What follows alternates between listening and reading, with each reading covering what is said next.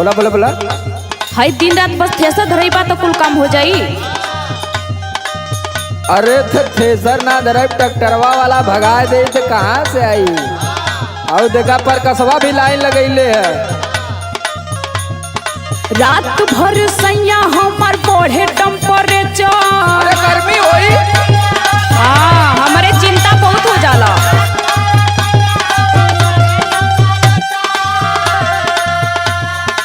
Cooler में रहा, cooler में। रात भर सैया हमार बढ़े टेम्परेचर। तू धरावेला थ्रेसर, तू धरावेला थ्रेसर।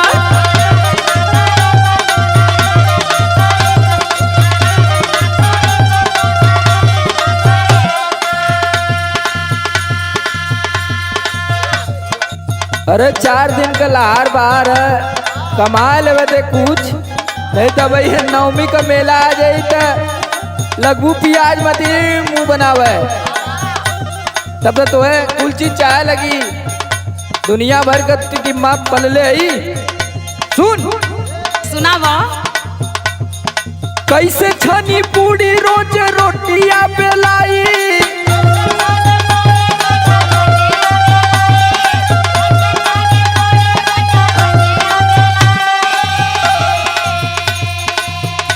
अरे कैसे छनी पूरी रोज रोटियां बेलाई। धना बेला ना हिलाई, धना बेला ना हिलाई।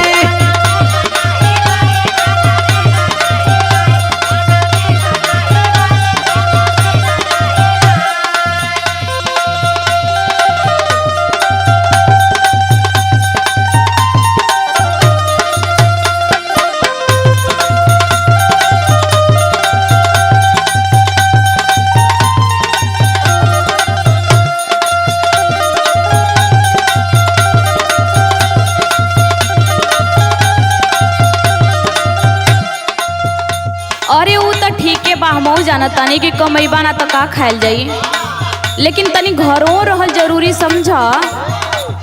हाथ रही घरे, अब मंगवा लिया तो कुल व्यवस्था। सुना सुनावा। जहिया से चढ़ल बाटे चैत के महीना।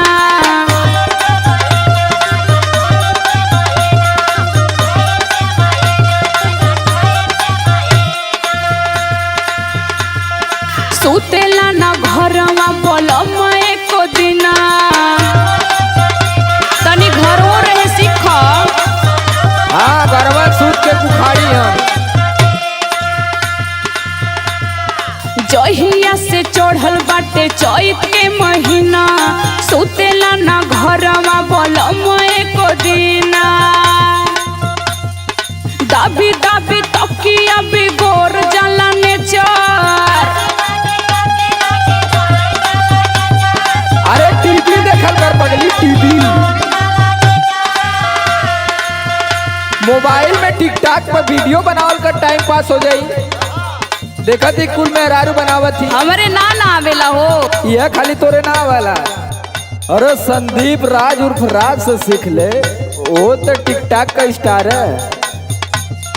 दाबी दाबी तकिया बिगोर जाला नेचर।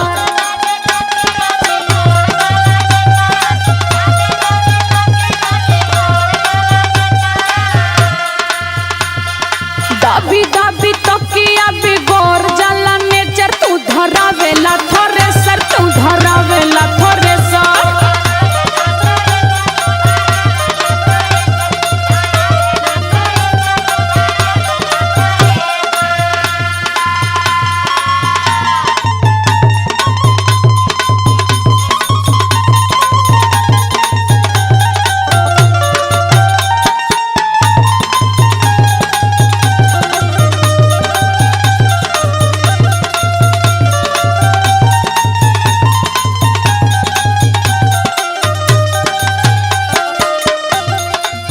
अरे तो हम अगर घरवा बैठे तो कैसे कुल व्यवस्था चली।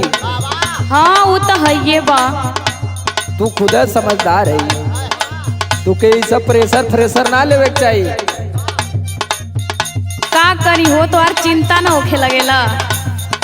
हाँ बड़ी चिंता वाली तू भले। घरवा में सूत के काटब जब चानी